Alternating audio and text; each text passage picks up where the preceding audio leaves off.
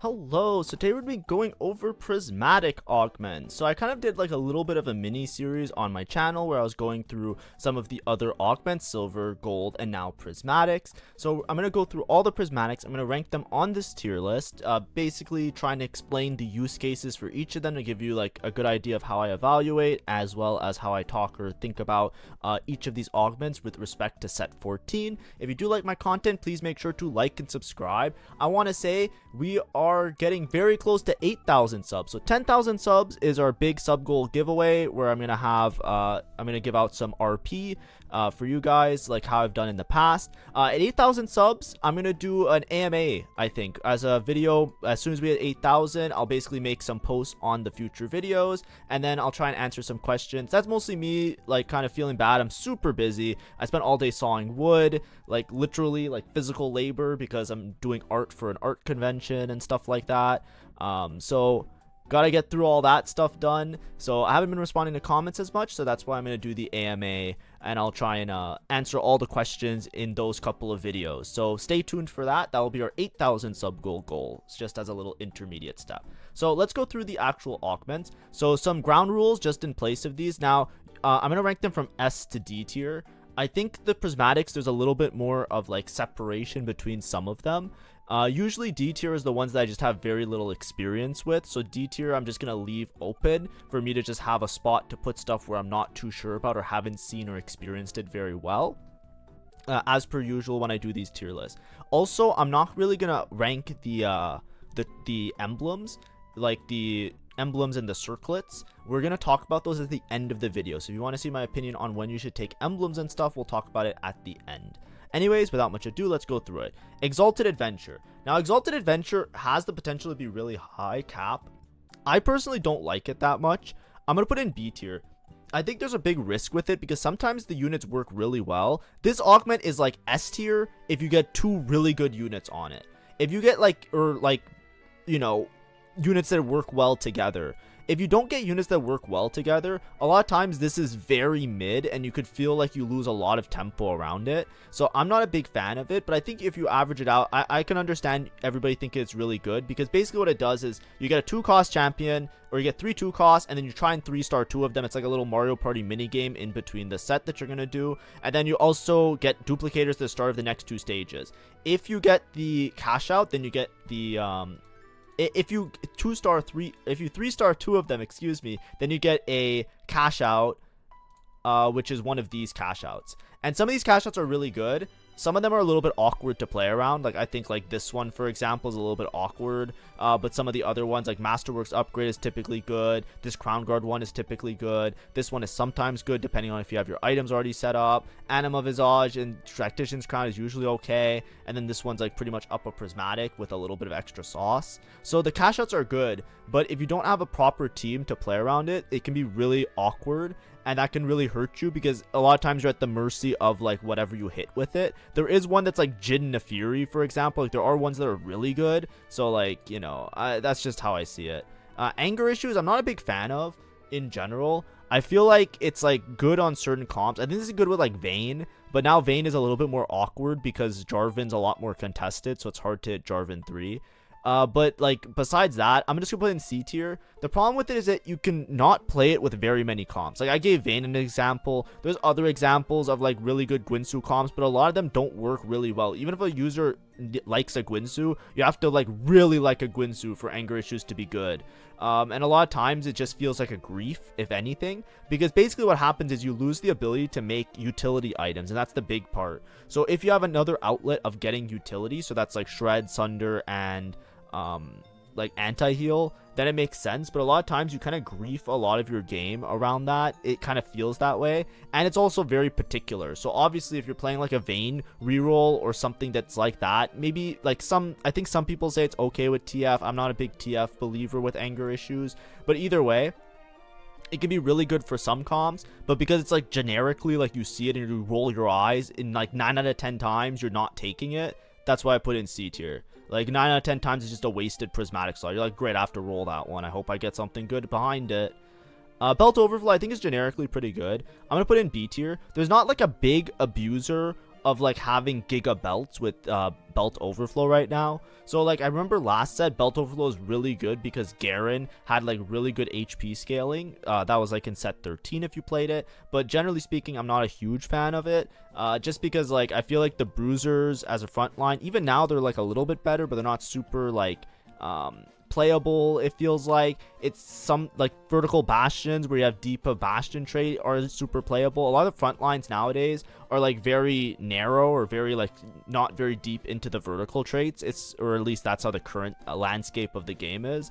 Obviously if you have like a deep vertical trait, or if you're playing something like, you know, Vanguard's marksman, it can help out a lot more, but that's why I put in B tier. It's not like super crazy, but it's like pretty good. Birthday present, I'm a big fan of birthday present. I think that there's a lot of comps that can make great use of it, but it's really awkward because your spot has to be really good. Birthday present is significantly better if you start an encounter that has a lot of econ. I'm going to put in B tier just like as an average. B is always going to be like our average, where in some spots it's pretty good, some spots it's not so good, but like, you know, based on that it kind of works out to be like, you know, it could be good, could be bad. Birthday present is really good for tempoing. Basically when you level up you get a 2-star champion, and then it's one tier minus whatever your level is. So if you make it to level 8 you get a 4 cost upgraded. If you make it to level 9 you get a 5 cost upgrade. If you make it to level 10 you get another 5 cost upgraded.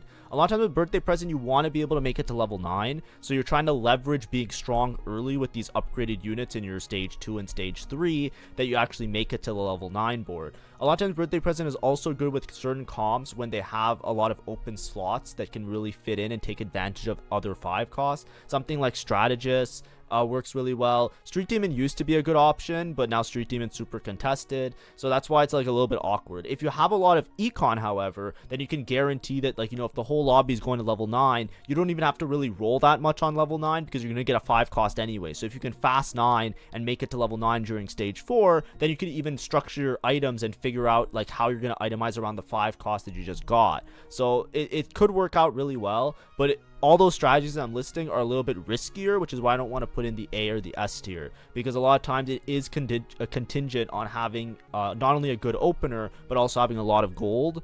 And then if you do have that, you still have to play a comp and be aware that you can like play around the 5 costs and the 4 costs that you get. You need to have a comp that's very open, and right now a lot of the more open comps are the ones that are more contested, right? If you think about like strategists, for example, everybody's playing Brand because Brand's the new hot comp, you know what I mean? So for right now I would put it around B tier.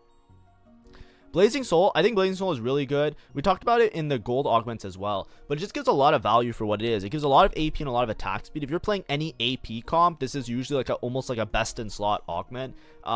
Basically, there's a lot of different AP comps that you can play around now, but just getting a bunch of ability power and a bunch of attack speed and then repeating down the rest of your board. A lot of these AP comps have multiple AP carries, and even if they don't have multiple AP carries, they still get a lot of attack speed. It's actually a really good augment because of that. And the main condition is just if you're playing AP, you take it. And in a lot of cases, it makes sense. So I definitely want to put in A tier. Blinding speed. So we run into this situation of like these item augments, right? There's some of these prismatics that they just give you like a bunch of items. I think these ones are generally considered to be a little bit weaker. I'm not going to put them in C tier because the thing is you can always take them and just get items and use it to tempo, but they're not very high cap, because even though they give you a lot of components and items, they don't give you like that many. Like it's not like an absurd amount of components and items, and a lot of times it's more like a bailout. Like usually you take blinding speed when you really need a rage blade, for example, but here it gives you a giant slayer and a rage blade. Before it used to give you a red buff and a rage blade. I actually liked it better when it gave you a red buff, because then you can usually get anti-heal off of it, which is pretty nice. But giant slayer rage blade, this is good if you're playing a comp that needs a giant slayer rage blade, but it's more feels like a bailout, because a lot of times you're structuring and building your items that way. You'd rather have a combat augment that gives you more combat than just giving you like these extra items. So that's why it's not like A or S tier, at least to me. Bronze for life, I haven't found a bronze for life board that works really well yet. So like whenever I see like these bronze for life type of boards, usually the one that I'm leaning towards is like the nitro boards that you can fit in a lot of traits for free.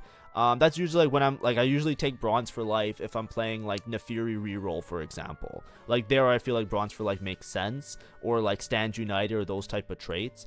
Right now I don't know if there's like a couple go-to options and make a lot of sense with it. I can think of a couple off the top of my head, but nothing that's like broken. A lot of times I think you just want to take it if you need damage amp, right? When you're trying to maximize your total damage output, you know, if you have a lot of crit chance and a lot of base stats, then getting damage amp, even if you don't fully maximize your bronze for light value, this is going to give you a lot of damage amp to maximize that damage as well as durability. So if you're playing a comp that wants to have damage amp, think like, let's say you're playing like marksmans or some variation of marksmans and you have a bunch of crit chance in AD, then the damage amp can make sense, because even if it's not like fully realized, you don't have like 10 traits in, getting even a significant chunk of damage amp is going to scale your board very effectively. That's where I think bronze for life is pretty good. So it's not in the C tier, and I don't know of any particular, like currently, like in the current landscape of the meta, I don't know of like one that's like particularly broken with bronze for life, so I can't put it in A tier. Like I can't justify it being a little bit higher, so I'm gonna put it in B tier. Build-A-Bud, I actually like it a lot. Now, I'm unsure if it's A tier or B tier. It's hard to say. I'm actually really liking it in the current landscape of the game. I'm inclined to put in A tier, but to be safe, I'm just going to put in B tier, because there are some Build-A-Buds that are actually like god-awful. Like if we go into the team builder, like some of these units are absolutely incredible to hit early, and then some of them are kind of like like you really don't really want to see them or care about them that much. Basically with Build-A-Bud, if you hit any frontline unit, a lot of times you're happy. Like even if you're not playing it up until your late game, a lot of times hitting the frontline units is great, because it allows you to tempo really effectively, right? If you just have a 3-star unit, you can slam some items on them, you're usually going to win out on your stage 2, and then maybe even contribute to winning out on stage 3. The thing that makes it really good is that it also gives you 8 gold. So the 8 gold actually allows you to win streak on stage 2 and be building econ faster than most other people, because 8 gold is really massive. So I'm inclined to say that it's really good, but it's really just like a tempo thing, and it actually falls off. It's pretty much irrelevant once you get past like stage 2, stage 3, unless you hit like Shaco. Like it really is not going to scale you into late game in any way, shape, or form. Some of the other units are a little bit grief. Like sometimes, like if you don't have items for the unit, it doesn't matter if they're 3-star. Think like a Kog'Maw, right? If you just have a Kog'Maw 3 and you don't have supporting items for him on your stage 2, your front line's gonna die and the Kog'Maw is gonna get overwhelmed, right? And it's the same with a lot of the other backline carries. So like it could be really risky. If you have flexible items and you have a spot to play for it, then obviously I think it's really good just to take it and try and tempo and put in A tier. But it's on average, I would say it's around B tier. Like you're not looking at it to like say like this is broken that I have to click it. Buried Treasure, same thing. This gives basically like gives 6 components, which is pretty cool. It's really good with stuff like Exotech, or used to be like one of the best for Exotech when Exotech was played all the time last patch. Just because like having a lot of items, you want to have comps that want lots of items. So Exotech has the HP scaling if you have a lot of items, so Buried Treasure works really great there. Additionally, if you have units where you're, or boards where you're going to be playing around multiple carries, so think like your strategist boards, think your marksman vanguards, right? You have Xayah and Aphelios. Think like your more flexible boards, like if Dynamo was really meta, this would be a lot better with those type of boards, just because it gives you a lot of opportunity to itemize towards all of the different carries. But that being said, it's something that could feels like it tapers off later. If you don't have units that you know are going to be threats on your board, then having the extra components really won't do anything, unless if you're playing Exotech, because then you get general bulk off of it. But it could have really good synergy with some other comps, right? Like other augments, right? If you have like cybernetic bulk, if you have things where you want to put a bunch of components on a bunch of units, then having more components is obviously going to help out. So, you know, there are situations where you look at it, you're like, oh hell yeah, this is really good, and you take it A tier. I don't think it's like S tier. It's not like Giga Broken that you take it all the time, but it works out to be around average, right? Like a lot of times I can imagine if you're playing the game, you roll past it because you think to yourself, well, I already have my items planned out for my carry, I have my items planned out for my main tank, I don't really need that many more items to put on my other units because I'm not planning around them being a threat until I get much later in the game, and I'd rather just take another augment to kind of help me get to that point of being a threat. That's like the main idea that I'm trying to present. Bulky buddies, can't go wrong, S tier. I don't know. Whenever I think of augments, whenever I think of S tier augments, it's been the same for all the tier lists. So you guys should kind of have an idea of how I kind of structure and rank these different things. But the way that I look at it is just like compared to a lot of the other ones, we'll compare it to some of the other ones. But basically, 330 health, 18% max health shield, so effectively 18% max health on half the board, so you can contribute it, you can treat it as like 9% health on your whole board, right? So 330 health base and then 9% health on the rest of the board, right? Roughly speaking. It's just a lot of value for what it is. No matter what your comp is, I feel like bulky buddies can help you, and it does scale you into late game, obviously, because it's going to help you like have like a combat that's going to make your board stronger than another person's board. HP is just great in general because all your units just become more absorbent of damage, so it's just going to be that much more damage that your opponent has to do to your board in order to actually take you out, right? It's like you have to be this tall to ride kind of bar that you're raising. Because of that, you almost never want to skip bulky buddies, in my opinion, unless you have a really crazy frontline already. Like, that's the only time that you look at it and you're like, I probably don't need it because I have, like, 7 Vanguard already, right? Or I have, like, 7 Bruiser or something else, right? So there are times where it's like you take it, like, you don't want to take it because you'd rather take something that scales your damage more than your bulk. But it's not something you're going to roll instantly. You're not going to be like, oh yeah, I don't need this, and you just roll it. That's why it's like S tier to me. It's like, it's something that I'm always going to keep in my mind. If I see it as one of the cards of my Prismatic Augments, it's going to take something specifically good for my board to make me want to roll over bulky buddies, right? Like, unless I specifically need something, like I'm sitting here and I'm like, oh, I really want to take Blazing Soul here because I'm playing a full AP board. So conditionally, Blazing Soul here, I can argue is going to be better than bulky buddies. But generically, there's not much that's going to be better than bulky buddies. So that's why I put in S tier. Hopefully it makes sense. Calculate enhancement, I don't like this one that much. It's hard to say, but basically they changed the last 2 rows, which makes it a little bit nicer, but at the same time also sometimes griefs your board a little bit if you have a lot of backline units. Basically what you do is you get attack damage and ability power. The thing is that like compared to Blazing Soul, for example, right? Blazing Soul is a little bit more narrow. It gives 35 AP and 35 attack speed. That's good on all your AP casters. This one, it gives 50 AP, but it gives you 40% attack damage, which is pretty useless. So if I were picking, let's say I'm playing a backline AP caster, I would rather take Blazing Soul in a lot of cases because you get the attack speed, which is a little bit better than the attack damage, which kind of feels useless. This works really well on comps that have mixed damage dealers in their backline and also can make great use of the stats. A lot of units have scaling as both AP and AD on their ults, even if they're primarily an AP or AD unit. Like, think like Aphelios, for example. Even though he's mostly an AD unit, he still has like an AP scaling ratio, and basically every unit does. Some comps have a little bit better AP scaling than others, and that's usually where this comes into play a little bit more.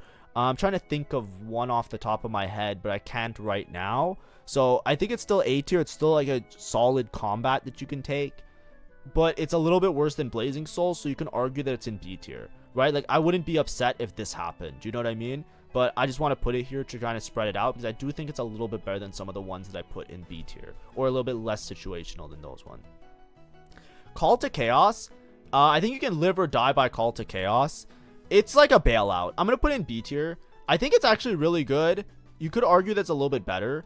Of course, like, you can argue that's A tier, but I think it just sits in B tier just because, like, sometimes you can just get something that's not particularly great. I think there's a Call to Chaos table, because sometimes you get stuff that's like not what you want.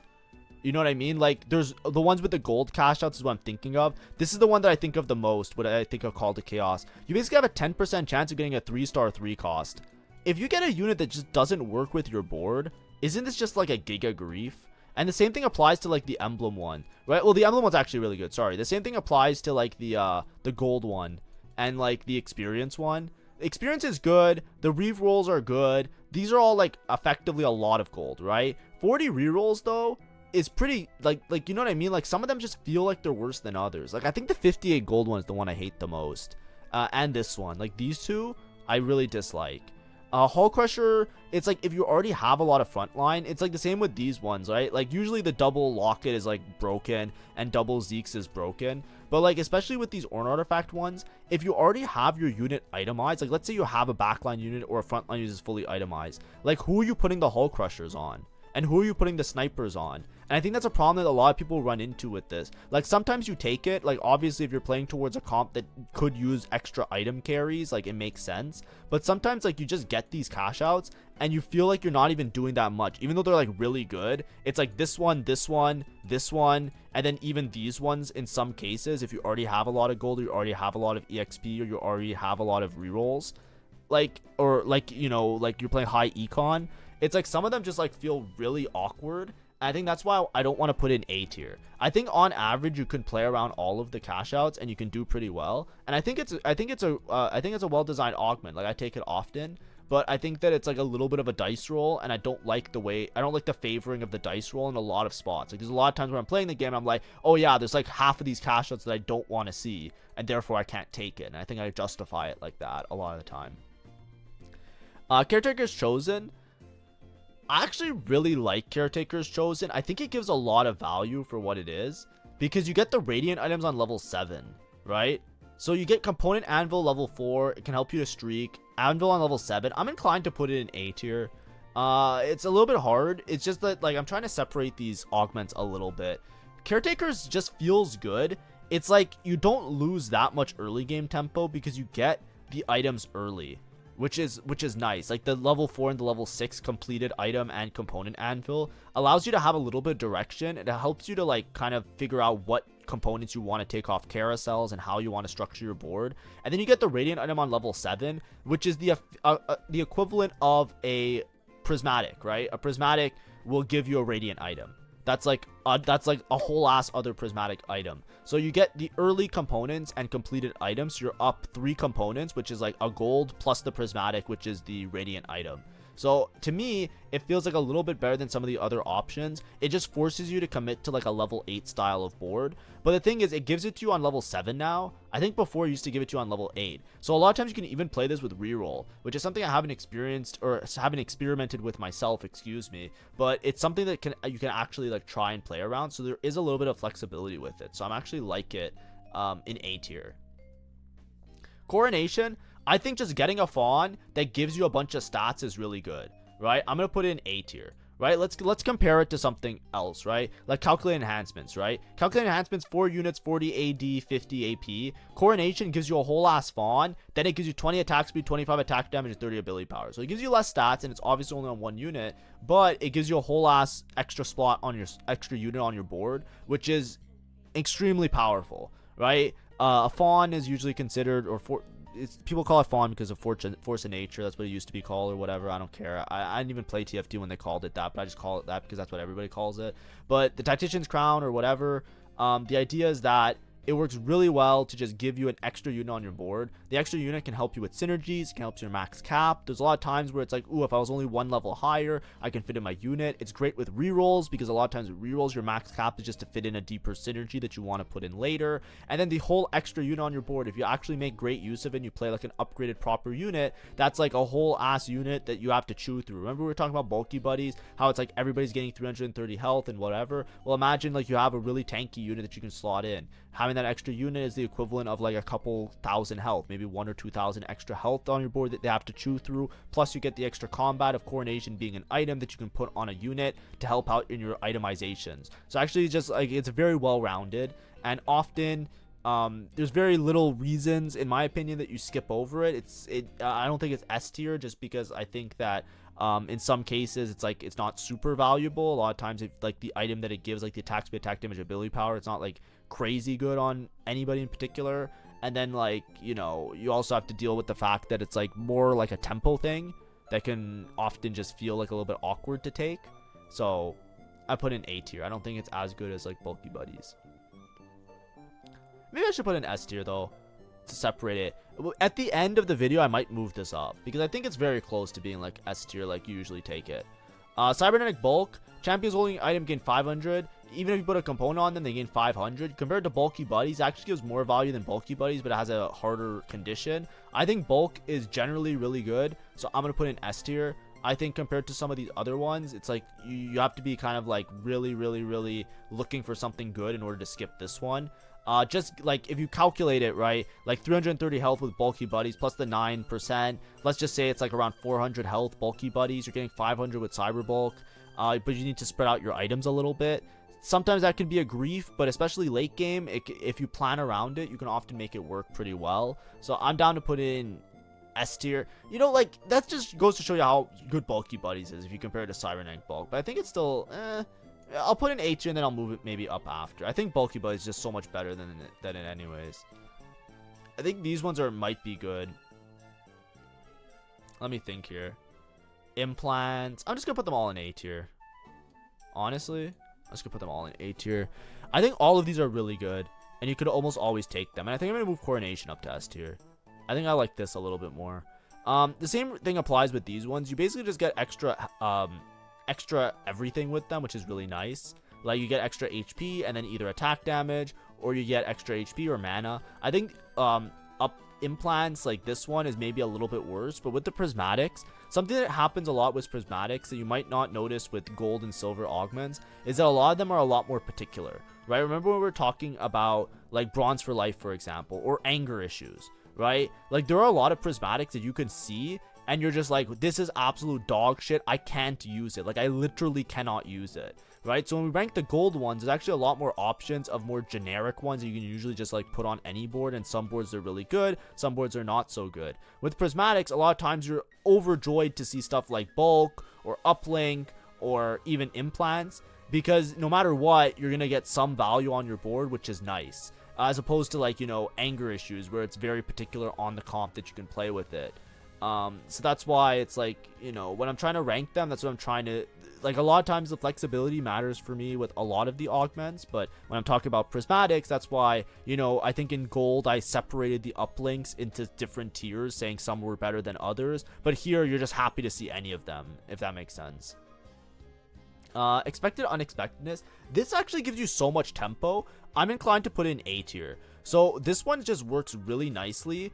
Like, it's not that crazy of a max cap like combat or anything like that, but a lot of times if you take it early game, it sets you up in a really good spot on stage 2. So it gives you a really good spot on stage 2, and then you get 2 additional cash outs that happen in the next 2 stages, which is actually pretty good. So it actually gives you a lot of value. It could grief you, it could be a little bit low roll, like obviously similar like Call to Chaos. However, a lot of times the early game options are always good, so it actually works out to be like a pretty good take, or a pretty reliable take when you want to just streak from early game.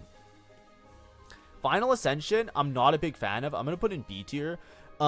Final Ascension Prismatic typically is considered to be better than the other Final Ascensions or the other Ascensions, because it gives you base damage amp, right? Your team gains 15% damage amp. After 15 seconds, increase it to 45% damage amp. I think that this is generally good. However, it needs to be on a comp that you really want damage amp, or your comp has to have an insane front line. The Final Ascension, a lot of times, you're basically saying to yourself, I'm playing with a subpar Prismatic, assuming that I'll make it to 15 seconds. Is it not just better to play a stronger Prismatic? That's why it doesn't get like the A tier or the S tier. It's like you're waiting 15 seconds for your Prismatic to ramp up to the point where it's actually like very meaningful on any board. So if you have to stall 15 seconds, the fight might be over in 15 seconds. Think like you're playing against like a Brand board. Brand might snipe your backline before your Final Ascension even procs. Think you're playing like some kind of Vanguard marksman board. Xayah just deleted your whole front line. You get Final Ascension, who cares? You're dead anyways, right? Now, the starting damage amp is really good. That's what I was saying. Like, if you have a comp where you really want to have damage amp, then the starting damage amp warrants this being a really good augment. It's similar to like what I was explaining for Bronze for Life, if you guys didn't skip that part of the video. But when I was explaining Bronze for Life, I was saying the same thing. I was saying like, hey, if you really want to have damage amp, it doesn't necessarily need to be a dedicated quote unquote Bronze for Life board, but this augment can still get value off of the fact that your damage amp will scale your damage really well. Final Ascension is a similar idea to me.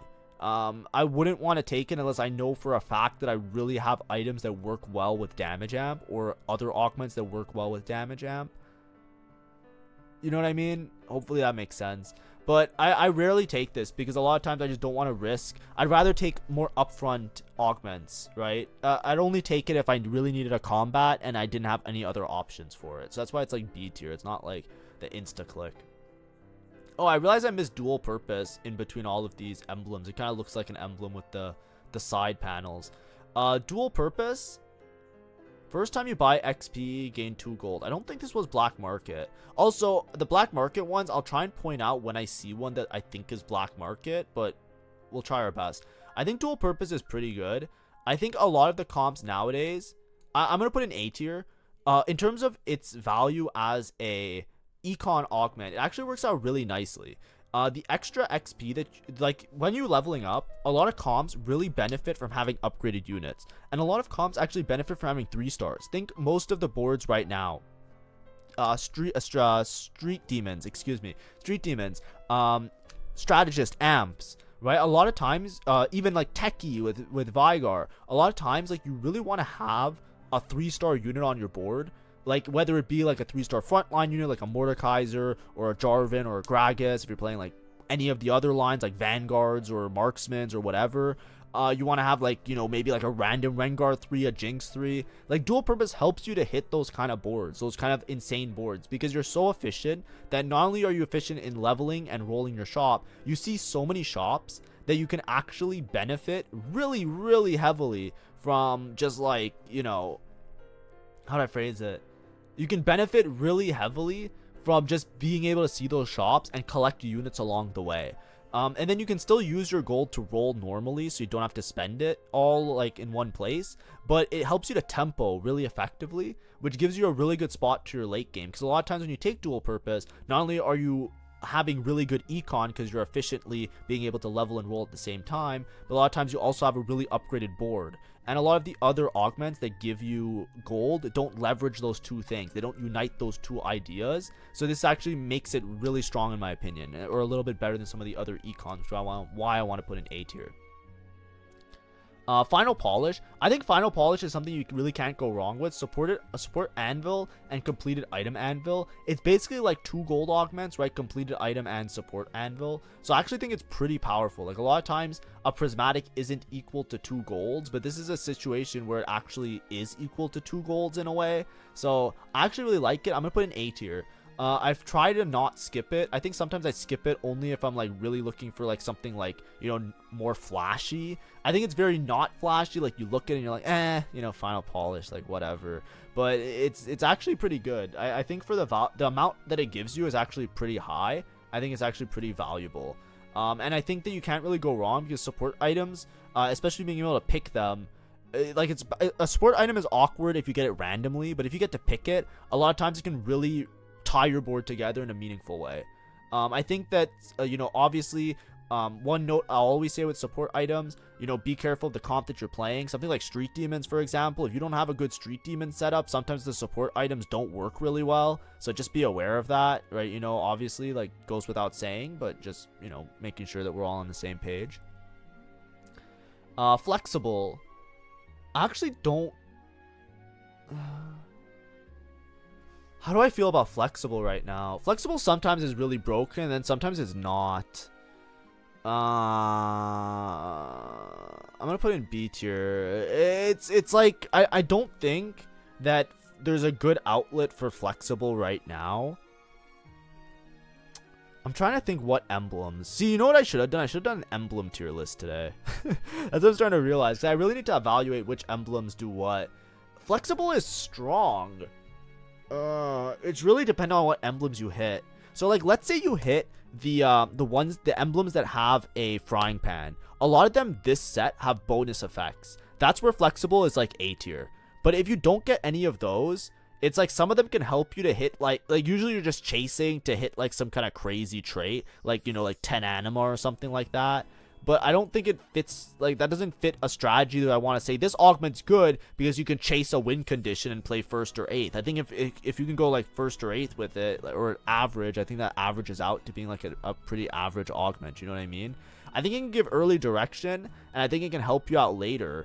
But I think that, like, there's some emblems that really do nothing. That's the problem. And there's a lot of emblems where you need to have a good spot in order to play towards them. Let's say you get, like, a Golden Ox emblem, for example. It has a high cap, but you cannot just, like, play around it. And Golden Ox does literally nothing unless you're, like, you know, playing around 6 Golden Ox a lot of the case. that's like a really polarizing example, because I'm sure a lot of you would be really happy to see a Golden Ox emblem. But if I don't have an Alistar or a Graves or a Jarvan and I get a Golden Ox emblem, what, I'm gonna pivot into it in my mid game? I'm just gonna hope for the best? It's like, you know what I mean? Like, those are those forcing lines where it's like you really want to be able to take the emblem the emblem that you want. I'm trying to think what other ones could be hits but not really hits. I guess Anima as well. Anima, Street Demon, Techie. Techie's okay. It's hard to say. I'm just gonna put in B. I'm not sure. You could put in A if you want. You know what I mean? I don't think it's S. It could be A. I think that your spot has to scream flexible to take flexible, or you have to just say fuck it, we ball. Flurry of Blows. I think Flurry of Blows is really good, but it just is a little bit of a positioning nightmare. So I'm going to put in B tier, because you actually just want to have, like, you want to have a build that fits with it already, right? You already want to be building towards crit items. Like, you want to have an IE or Jewel Gauntlet a lot of the times, because the extra crit strike chance isn't going to matter too much unless your ults are critting, especially if you have a backline casting board. And the backline casting boards are typically tied to Street Demon, which is a positioning nightmare for Flurry of Blows, because you might not be able to get good value off of your Street Demon hexes and your Flurry of Blows. You see what I mean? So that's why it's in B tier. But in general, I think it's pretty good to take either way. Going long, I think going long is good. I'm gonna put it in. See, the thing is, Fast 9 is kind of fake. This is really good to like Fast 9, right? But like, it's hard to say with the extra interest, because you know what the problem is. Whenever you see these type of prismatic augments, a lot of times there's a lot of influx of gold in the lobby. So things like going long, it makes sense in some cases, but then a lot of times you're down gold because other people made econ already. Like, am I crazy to say that? I don't know the math. I haven't done the math myself, but when I look at going long, like, I like going long when people are like broke and I kind of manage my econ, and then I'm just able to like push levels and just like hit boards and nobody else hits their board. But I feel like this set especially, a lot of times if you don't manage your econ well, like the other, it doesn't matter how many levels you push, if you don't have, like, you look at somebody's board and they just have all upgraded units anyways. So like going long to me is like really awkward, because you want to push levels with going long, but like rerolling is usually better in some cases. I guess you can use going long to reroll.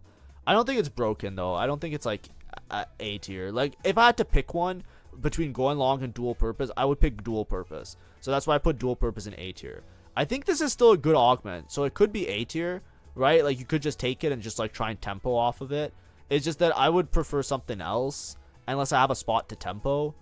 You know what I mean? Like, you really want to, if you take going long, basically, I can explain. I know what I want to say now. I was kind of babbling a little bit, but I found my thought. You know, I got there, kind of like Michael in The Office. Like, my mouth was working, but it wasn't. If you can win at stage 2, then going long is good. That's the way I look at it, right? If you have a spot where you know that you're going to win out on stage 2, then going long is good, because you just push the levels, you win all the rounds, you get your streak gold, and then you use the streak gold to push more levels, and then you steamroll the lobby and you push really aggressively. If you are losing out on stage 2 and you take going long, you're like giga screwed, in my opinion. That's just the way I look at it. So like, you can take this, and I think it's A tier if you have a strong board already. Because if you have a strong board, then you're not punished for not making econ intervals. Because the thing is, whenever you're win streaking, whenever you're lose streaking, it's easy to make econ intervals, and then making those econ intervals allows you to have a bunch of gold. But if you're win streaking, you have to push levels, upgrade your board, roll your gold in order to keep the win streak. So if you have a spot where you can win streak, going long takes away you being punished for having to win streak. Does that make sense as an explanation?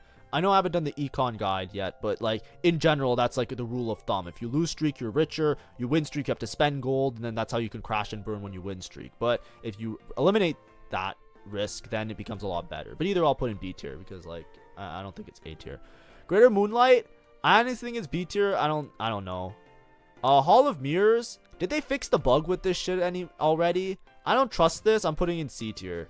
Or maybe I'll put in D tier. I'll put in D tier because I'm not going to click it because I don't know if they fixed the bug. But either way, Hall of Mirrors is very particular. When you pick Hall of Mirrors, it basically changes them to have the same ability as the clone, right? So they become clones of the champion, right? They have more of their original HP. So it doesn't work very well with a lot of boards, is what I'm trying to say, right? The general Hall of Mirrors tech is to is to Hall of Mirrors a Cho'Gath, right? Because a lot of times when you're playing Cho'Gath, you're playing Bruisers, so they have a lot of HP, and then Cho'Gath's ability is that he scales really well off of HP, right? He does damage based off his HP, and then he gains more max HP. So if you play Hall of Mirrors with the Bruisers, right, all these Bruisers are going to have a lot of HP, and then you give them Cho'Gath's ability, so they all become like these insane tanks. That's basically the way you should look at Hall of Mirrors. It's not that you're making clones of the unit, but they're keeping their original stat. They're maybe getting like a little bit of a boost, right? It says like extra HP, and they deal less damage, sure, but they're generally keeping their same stats. It works really well with like Bruisers for that reason, because they all get Cho'Gath's ability, which is a really good Bruiser ability. So now your Alistar, which has like, you know, a couple thousand HP, he now becomes like a Giga Cho'Gath, equal to the, like, on par to tanking as much as your OG Cho'Gath that you're duplicating anyways. But because there's not lines that use Bruisers that much, it's not that good, and it was bugged that it wasn't properly giving the units the traits that they had. So I don't know if that's fixed yet, because before, like, I think it didn't work with Bastion and it didn't work with Vanguard, so the only one that worked with was Bruisers, but then they didn't get Boombot from Cho'Gath. Like, it was actually bugged. And I think they fixed it, but I haven't tested it yet. So I'm putting it in D tier because I don't fucking know, and I'm not going to click it. You guys can figure it out. Even if one of you tells me that it's fixed, that you tested it, I'm not going to look. I'm still not going to click it. I'm going to wait till next patch because I want to see if I want to make sure that there's not another fucking amendment to it, because I've been getting screwed by bugs this set. I went 8th because of a bug on my first day of placement because fucking, what's its name, Warpath didn't work properly. I'm still not going to click Warpath, right? I already lost my LP for it. I'm good, okay? Anything that looks like it's remotely bugged, I'm not going to click for the rest of the set. Unless somebody tells me it's broken. Hard commit. I think hard commit can really grief you. I'm going to put in B tier. I think that right now, a lot of the vertical frontline traits are the ones that are scary, in my opinion. So, like, I got hard commit Bastion, for example, and it was really hard to make a board. I ended up making one that worked, and then I had hard commit Bruiser another time I took it. And it's just like really awkward. Hard commit is obviously great if you just nail one of the strong vertical traits, like hard commit Anima or hard commit Street Demon. Like, these are things that will obviously just be really good. But I think the problem with it is that it forces your hand, and if you get something that you don't necessarily have the items to play around your early game, nor do you have like a spot to play it in general, then it can grief you. So it's in that same tier as the other ones. Could be really good, but often could grief you, so it's B tier on average. Hedge Fund, I think, is C tier, straight up. So let's evaluate this in terms of the other gold generation augments. Now, this is going to look a little bit awkward, but I think Hedge Fund is really bad. I almost always, when I see somebody take Hedge Fund, they bought 4. Now, maybe in your lobbies it's different. Maybe in your experience it's different, but I'll explain why I evaluate it really low. And this is in part based on me seeing it over multiple sets, but it basically just feels like a very 1st or 8th strategy where the odds aren't in your favor. With Hedge Fund, you're trying to make the most value out of it, which is making your max interest to 10. So a lot of times, especially in your stage 2, you're unable to stabilize, you're unable to roll, you basically have to just like, you're unable to level as well, and you just have a lot of gold that you're just using to generate like this maximum income, right? This maximum income, then you're usually trying to use it to either fast 8, fast 9. If you can make it to fast 9, that's the ideal scenario. And then you roll down all your gold and you have to hit all of your units. The problem is that a lot of the times you're basically losing for most of stage 2 and most of stage 3. Because of the benefit of the extra interest, a lot of times you're not trying to use this prismatic. Oops, sorry, I took it off. You're not trying to use it in order to stabilize your mid game. So, like, you can't use your gold to roll a little bit on stage 6. You can't use it on stage 2. You can't use it a little bit to roll on stage 3. You can't use it a little bit to like stabilize your mid game before you get to stage 4, because you want to keep that max interest, which you really want to get going as early as possible. Now, it is a lot of gold, but the problem is, if you look at it relative to the other prismatics, the prismatic combats, so the augments that strengthen your board. So let's just take like Blazing Soul bulky buddies. Let's look at like this area, right? S tier and A tier. These ones give people power, right? So while you're hedge funding up, they have extra AP, they have extra attack speed, they have extra HP on their board. And you have to ask yourself, how powerful is the hitting of my board with hedge fund versus having a combat? And that's where it kind of falls apart. in theory with Hedge Fund, you fast 9 and you have a board with a bunch of upgraded legendary units, right? Like you fast 9 and you have like Kabuko 2, Aurora 2, Samira 2, but a lot of times it doesn't happen, right? So you're leveraging the fact that you want to hit like these really strong units and then you just like win out because you have like these 5 costs. The problem is you need to hit these 5 costs to compensate for the fact that other people have prismatics that are actually making them stronger, right? People are up a radiant item on you. People are up AP on their whole board. People are up like, you know, thousands of HP relative to your board. So you having these extra units that you hit with Hedge Fund doesn't all necessarily compensate, and that's like a best case scenario that you don't low roll and you actually hit your board. A lot of times with Hedge Fund, the people go instant 8th because you go to level 9, you roll like, you know, 50, 60, 100 gold, you upgrade some of the units, but you don't upgrade everybody, and then relative to the other people that have combat augments, the combats just steamroll you because they just have more power. It doesn't matter that you're level 9, it doesn't matter that your units are upgraded because they have upgraded units and they have a combat that then strengthens their board to actually do more damage than you. So the Hedge Fund, even though it gives you an insurmountable gold lead on the rest of the lobby, you need that gold lead, and it averages in a lot of cases to be worse, in my opinion, than some of the other augments, because even though you have the gold to hit your board, and you hit your board and everything's strong and you're amazing and you're happy and it's beautiful and life is good, it's like their board is stronger still because they have a combat, right? That's what it feels like. And I think the problem with Hedge Fund is that you grief so much of your game. You grief all of your stage 2 most of the time. I've never seen somebody take, if you could take Hedge Fund and you have like an opener where you're gonna win streak on stage 2, then sure. But like most of the time, people take Hedge Fund, they're making like 100 gold every single round, then they roll down on stage 4, they hit nothing and they go 8th. Right? Even the boards that hit something, they have such little of an HP lead that eventually they get outcapped. Because the thing with Hedge Fund is once you make it to level 9, you roll down all your gold. If the other people in the lobby, if there's like a single high roller, you lost so much HP getting there that you usually just go. It's very 1st or 8th, right? It's like if you get into a spot where you have like a win condition or you have a board that you can play, then it makes sense. If there's a board in the meta that is like so abnormally contested because it's like broken, because it's like bugged or something, then like Hedge Fund is good. But in a lot of cases, not. That's why I put it in C tier. I usually want to skip it. Compare that to something like Dual Purpose that I put in A tier. Dual Purpose, you get to use it as an econ augment. You're ahead of the lobby tempo because you have better econ, but you get to roll at every point. So the entirety of your mid game, you benefit from having an HP lead typically when you take Dual Purpose because you're going to be stronger the whole way up as you use it. Compared to Hedge Fund where you're usually just giga greeding and it's like very like this is like max greed, so you're playing with like the thinnest of margins and a lot of times things go wrong. So for me, I wouldn't recommend it. I'm the carry. I think it's good in some spots. It can actually really help you if you have like if you're in need of a vertical unit, because like this golem actually does a lot in terms of just like stabilizing boards. So this is like a very like, you know, not necessarily a bailout, but a very good in certain comps of just having an extra frontline unit. I think it also works really well in like strategist amp boards where you just want to have an extra frontline unit, scale up your backline units, and it can benefit from those extra things. Removal object, I think, you know, if you can take it, it's just a lot of stats. It's a little bit better later in the game than early in the game because obviously the more units that you can give the armor to, the better. So a little bit better after stage 2. Invested, I'm going to put in B tier. These are usually like the bailouts. A lot of times when you hit invested, like, you know, the thing about invested that's great is that once you're at 80 XP, or sorry, 80 econ, you can start using your gold to stabilize if you really need to. There's not like an incentivization to like hold it super long.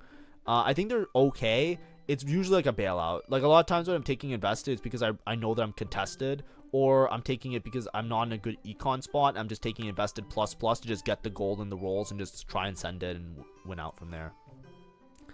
Investment strategy is good if you're playing a comp that can make use of it. It's really good, right? You get extra max interest, which is nice. And it helps you out, and you can get extra HP on your board. It works really well with rerolls if you have a spot where you already have the rerolls in place, but it's a little bit more particular in some of the other ones, so I'll put in B tier. Level up, I think, is also B tier. Level up's really good if you have a high econ encounter. If you have a high econ encounter, something like Scuttle Puddle, then it's a lot better. If not, then it's not very great. It's a similar idea as some of the other econ augments. You just want to be able to like push the levels early and be able to make it to level 9 to compensate for it. Living Forge, is this still around? I think this is pretty good. I'll put it in B tier. You have to be playing around a comp that really wants to hit artifacts. Some of them have, if you have a win condition with an artifact, then this makes sense. But otherwise, it's a little bit awkward. Lucky Gloves, they just nerfed it. I actually don't like it as much. Lucky Gloves used to be like a go-to for me. I'm going to put it in B tier, though. You only get 2 sparring gloves. I want to put it in C tier. It's basically like 4 components with the potential of the future. I'll put it in B tier, but it could be C tier. Max Cap is like a Giga bailout. I think out of all the bailouts, this one's like the Giga-ist bailout, so I'm going to put it in A tier. It's not that great, but if you're playing a reroll and you see max cap, you instantly click it. It is like always good. You just instantly click it and you just guarantee your top 4. You roll to 0 and you just hit everything. 1 buff, 2 buff with the duplicator is pretty good. If you're playing around a comp that really wants a blue buff, it actually can bail you out pretty well. I recently took it when I was playing around Golden Ox, and I got like a Giga first because of it, because I had the Champ dupe and Golden Ox, and I had my Annie items just instantly. So I put in B tier. It's situationally really good. Pandora's, I think, is C tier. Do I have to go through it again? Go watch my gold video, okay? The thing with Pandora's is that it's worse the higher up you get. So like silver Pandora's is good because it gives you the same effect, right? Silver Pandora's is equivalently the same as Prismatic Pandora's, but Prismatic Pandora's gives you a radiant item instead. Now, the problem with Pandora is you don't get to pick the radiant item. So you're kind of hoping to high roll the radiant item because radiant items sometimes are very particular. There's a lot of units where you would think a certain radiant item is good on them, but the radiant item quality is so bad that like often they're like not so good relative to other ones. So having your item just sitting for an entire prismatic, your entire prismatic is basically just like to fix your items. It's pretty much just a bailout. Almost every prismatic is better than Pandora's because you need to just play around the items, right? Even if you're like taking Pandora's, you're better off just taking another augment that just gives you the items up front that you need relative to Pandora's. So that's why it's really awkward. Now, of course, it does bail you out and it can work with certain comps. Like I think in the previous videos that I did, I didn't really talk about Pandora's with like certain comps that really want a lot of the same item. Like think like Vexotech or Vex with Exotech where you need like 100 tiers, right? Like you need like blue buff on Vex, and then you need like the tier on the Sejuani. Right, like there are comps like that where it might make sense, but either way, you're just down so much combat. Like having good items isn't that crazy because you should be able to make serviceable items anyways. That's like the idea behind Pandora's, that the argument against Pandora's. It's like if you're struggling to make items that you need Pandora's in order to top 4, then that's probably means that you just need to like take a second to evaluate how you're making items. You know what I mean? Like that's like an out of game thing that you have to learn. You know what I mean? Or like in-game thing that you have to learn. Most of the time, unless you get really unlucky with your item drops, which happens lots of times, 100%, it's not going to be super beneficial. And I think I explained it best in my gold tier list because I talked about it a lot. Because I know that if you're a beginner player, you love Pandora's. I'm not saying not to take it ever. What I'm saying is, if you have the option of something else, you should be able to take something else, right? Like, when are you taking Pandora's? Like, you look at your spot and you're like, I'm just gonna hard force towards something that I want to play. It's like, you know, that's fine if it's the first time you're playing the game. Like, not first, but you know what I mean? Like, if it's like your first, like, couple months or whatever. Like, I took Pandora's when I was in silver, you know what I mean? Like, I'm not against it. I take Pandora's in my games nowadays, too, sometimes, if I really need to. But, like, if I'm talking about, like, is this augment, like, broken? It's like, no. It's like, compared to the other ones, this is mostly, like, a bailout. So, yeah. Watch the gold one if you want to know more. I don't care anymore. I can't convince you guys if you don't believe me, but it's fine. Just keep taking it. You know what I mean? I'm wrong. You guys can rank up. Freaky Friday. It's very situational. I actually don't like it that much, but I'm going to put it in B tier. I think that if you're playing a melee style comp, like it's like giga good. But if you're not playing a melee style comp, it's a little bit awkward.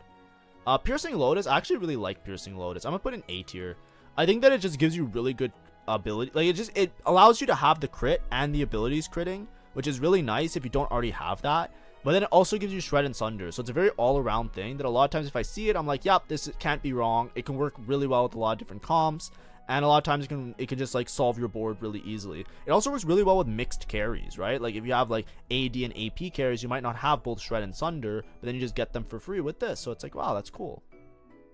Prismatic Pipeline, I don't think it's like broken. It used to be broken. I think it's B tier.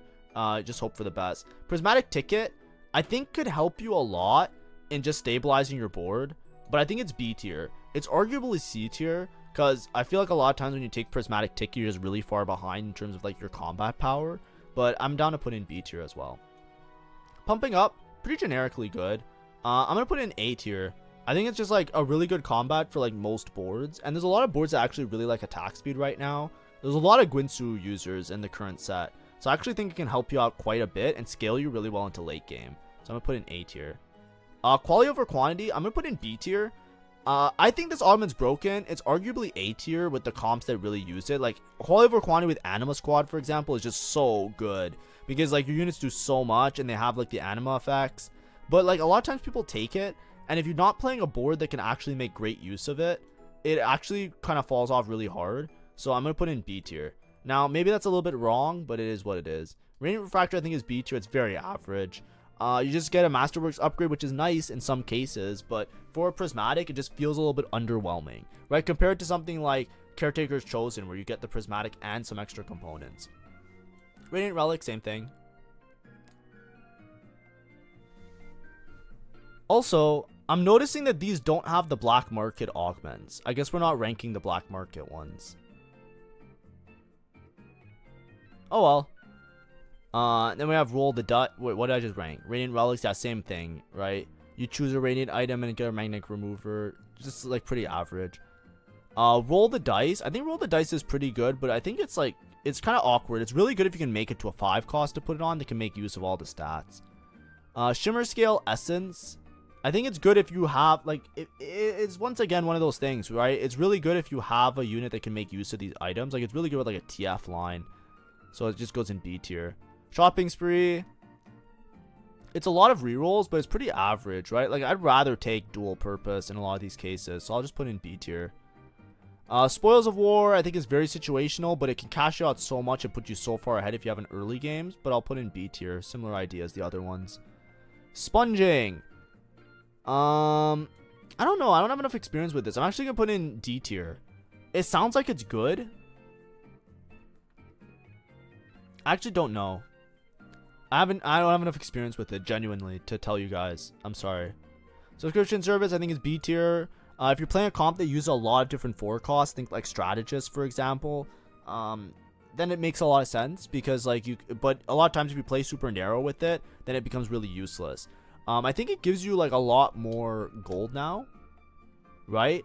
So I think it got buffed. So I actually really like it a lot. So definitely B tier. It might be a little bit higher tier as well. Sword Overflow, I think if you can make use of it, it's great. But it's a little bit awkward. So B tier. It's not A tier. Tactician's Kitchen. This one I like because it gives you a fawn. So I want to put it in A tier. I want to put in A tier, but the random emblem is annoying, so I'm going to put in B tier. I really don't like random emblems this set. Genuinely, I feel like emblems, there's so many of them that feel useless. Like, there's so many of them that I get, and I'm like, this is very useless for me right now. And that's what I don't like. Some of them are really good, but some of them I'm like, this is hot garbage. I really don't want it. Tiniest Titan, it's a lot of econ. Usually just take it as econ and like to scam out a placement or two. B tier. Tomb Raider, this is really good if you have a spot for it. Like, Tomb Raider is basically C tier, right? Like, we can all agree that it's like you need to cash it out, so you're just down a Prismatic until you cash it out. But if you are strong, it's kind of good. So I'm gonna put in B tier, but you know what? You're down a whole ass Prismatic. We'll just put in B tier. This should be C tier. It's hard to say because like this like really wins you the game if you hit it. You know what I mean? It really wins you the game. Trifecta. I think Trifecta gives you so many stats. B tier. Because it's still situational. Upward Mobility. I think Upward Mobility is similar tier as the other one, dual purpose. It's just really good for pushing levels. It gives you the extra health and the rerolls, so you can actually stabilize your board really efficiently. The econ augments that give you econ and stability, those are the ones you like to take. Those are the ones that are A tier. Of course, all of them are situationally good. If you need an econ augment, you take any econ augment. I'm not saying they're bad, right? Like, even these, right? Situationally, you can take any of them. Like, you know what I mean? It's fine. Void Swarm, I think, is really good with certain comms, but I don't know how to make good use of it. So I'm going to put in B tier, because I have gone in a first because of Void Swarm. It was really good with Zeri and, like, Gwinsu holders, because you can actually scale really well, and it counts as an item. So when you cash out like 3 Void Swarms and you put them on like your Exotech unit, that's like an extra unit on your board, plus the Void Swarms giving your Exotech units extra HP. So it's actually really, really good. B tier, Wand Overflow, same argument as below. Wandering Trainer. Now this gives you 3 emblems. I actually like it a lot. I'm going to put in B tier though. I don't think it's A tier. And then Worth the Wait.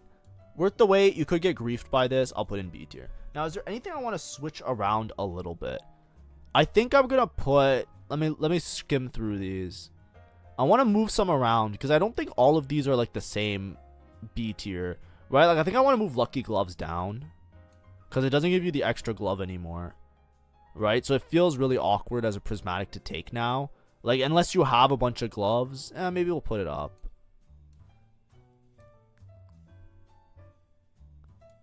I don't know. I'll put 1 in each and then confuse everybody. I think quality over quantity in the comps that it's good at, it's like a win condition. So I'll put in A tier. And then maybe Tactician's Kitchen up 1. I don't know. And then here, I really like Bulk. I'm going to put Bulk up 1. I think Bulk is really good. Just this flat Bulk. And then these 2, 1 less. I think I like it like this. And then these 2 I don't know about. Now, in terms of these emblems, one thing I want to say is these circlets are very broken. So basically, when you have like an emblem, there's a circlet, and some of the circlets are insane. I don't know how to rank it. Maybe I can rank a second one over here for emblems now.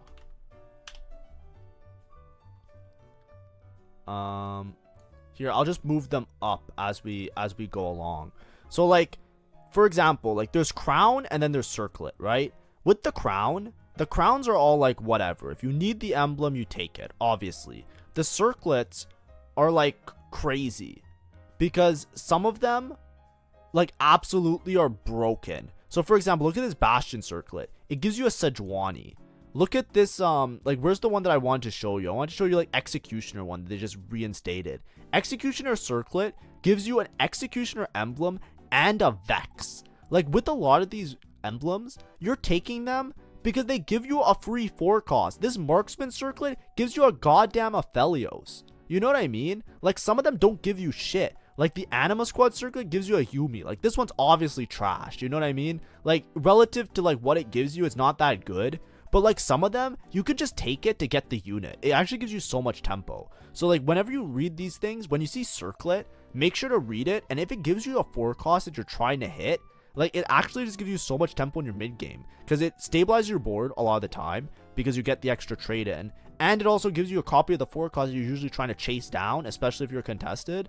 Like a lot of these are actually kind of crazy. So like whenever I see circlet, I always make sure to read it. Because a lot of times, like I'm not a person that I usually like to take emblems. Emblems in general are pretty weak. They're usually like immediately spiking your board or you're chasing like a max cap.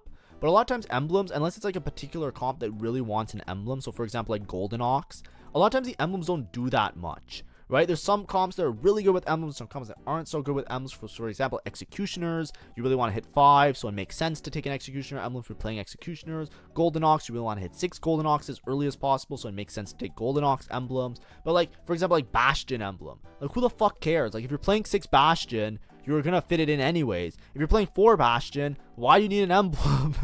Like, you know what I mean? It's like these are things that they usually don't matter to your comp a lot of the time. Like even things like rapid fire has a really good effect though, but like, you know, like besides the ones that have like really broken effects, a lot of times it's like I really don't see myself needing to play this. It's really just like to give me like an opportunity to max cap my board, but it doesn't help me in my mid game, and it doesn't really help me towards my late game. It just like really in my giga end game, is it really good, right? Or if I'm trying to cook up a particular board, is it really good, right? Like Bruiser, for example, if you're playing Fiddlestick, stuff like that. So it doesn't make sense a lot of time to take it, but these circlet ones are really good because they give you the 4 cost as well. So now when I was talking about how it doesn't really help you in your mid game and it's usually only to help you with your max cap, it helps you with your max cap, but it also does a great wonder in stabilizing you. Like, read this thing: Marksman Emblem, Aphelios, and a Recurse Bow. Like, hello? Like, that's everything I need. Like, what? I'm one rod off of having Aphelios' best in slot item with a Marksman Emblem to stabilize my mid game with a goddamn Aphelios that I don't even have to roll for the dude anymore.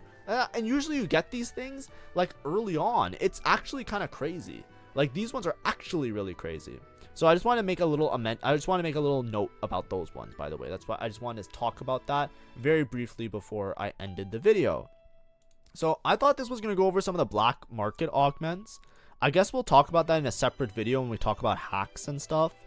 In terms of the black market augments, I think a lot of them are really broken. Think Fast is probably a must take almost always. Should always be ready for it. There's a lot of other ones that are really strong.